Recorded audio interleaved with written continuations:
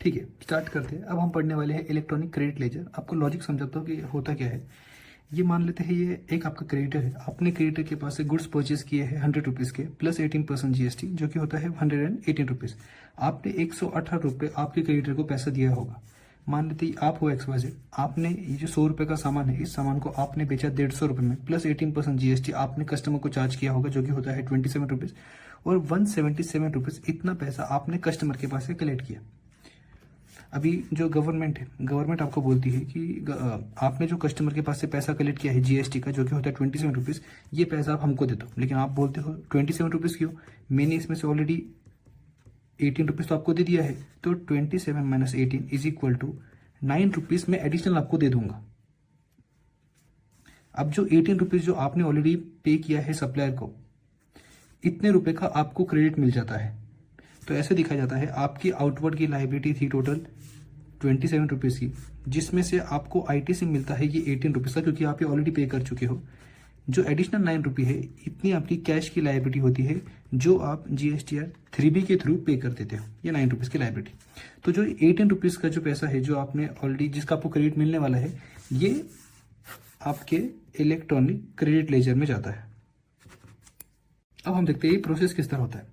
जो ये 18 रुपये की हमने बात की, ये आपके इलेक्ट्रॉनिक क्रेडिट लेजर के ये क्रेडिट साइड में, ये डेबिट और ये क्रेडिट साइड, यहाँ पे आपको 18 रुपये दिखेगा कि इतना आपके पास क्रेडिट अवेलेबल है यूटिलाइज करने के लिए। आपकी जो आउटवर्ड लाइबिलिटी थी 27, इसमें से जो 18 रुपीज़ है, ये आप आउटवर्ड लाइबिलिटी को सेट ऑफ करने के लिए यूज करोगे, जो कि यहाँ पे आ जाएगा। जैसे ही आप सेट ऑफ करते हो, वो 18 रुपये यहाँ पे ऑलरेडी डेबिट हो जाते हैं।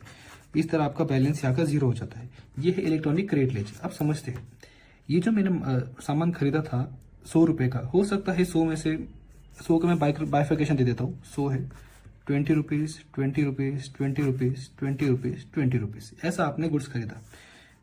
रेट सेम ही रखते हैं हम 18%, जो कि होता है 3.6, 3.6, 3.6, 3.6, 3.6। मान लेते हैं आईटीसी एलिजिबिलिटी में, इसका आईटीसी एलिजिबल है, इसका है, इसका नहीं है, इसका नहीं है और इसका एलिजिबल है। तो क्या हमको पूरे 18 रुपीज़ का जीएसटी का आईटीसी मिलेगा? नहीं।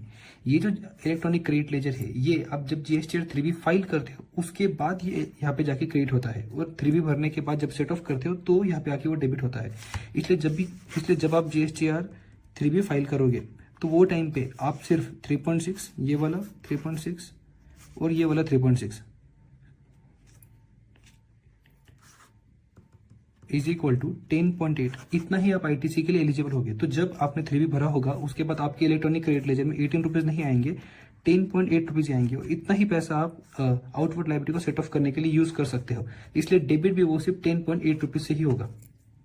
अब इस एग्जाम्पल में आपको समझा होगा कि XYZ जो कि हम खुद थे, हमने एक भी रुपए का जीएसटी दिया नहीं है, क्योंकि जीएसटी है डेस्टिनेशन बेस्ड टैक्स। जो एंड यूजर जो भी इसे गुड्स को या सर्विसेज को कंज्यूम करता है, वही इसके ऊपर का जीएसटी बेयर करता है।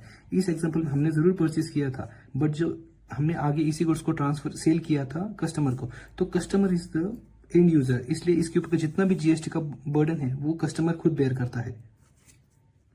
ठीक है, तो हम समझते हैं पहले तो इलेक्ट्रॉनिक क्रेडिट लेजर को आप किस तरह देख सकते हो। सबसे पहले हमें जीएसटी की ओरिजिनल वेबसाइट पे जाना है, जो कि है www.gov.in। उसमें लॉगिन करना है, उसमें सर्विसेज में इलेक्ट्रॉनिक क्रेडिट लेजर में जाके सिलेक्ट करना है अपना पीरियड। आपको इस तरह का कुछ एक टेबल दिखेगा।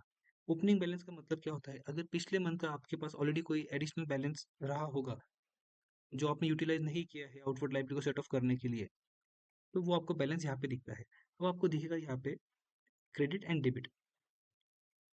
ये जो पैसा है जो क्रेडिट हुआ है, इतना पैसे का मतलब आपके पास आईटीसी अवेलेबल था, जितना आपने परचेस किया था एलिजिबल परचेस, जिसके आपको आईटीसी मिलना चाहिए था, ये वो पैसा है जो आगे जाके टोटल में भी आपको उतना ही पैसा वापस दिख रहा है।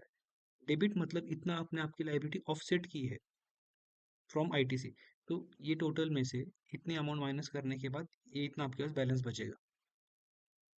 ये अगले महीने का मार्च महीने का आपका आईटीसी था, आपने कितना सेट ऑफ किया, सिमिलरली अगले मंथ का, ऐसा करके आपको आपका क्लोजिंग बैलेंस यहाँ पे दिखता है।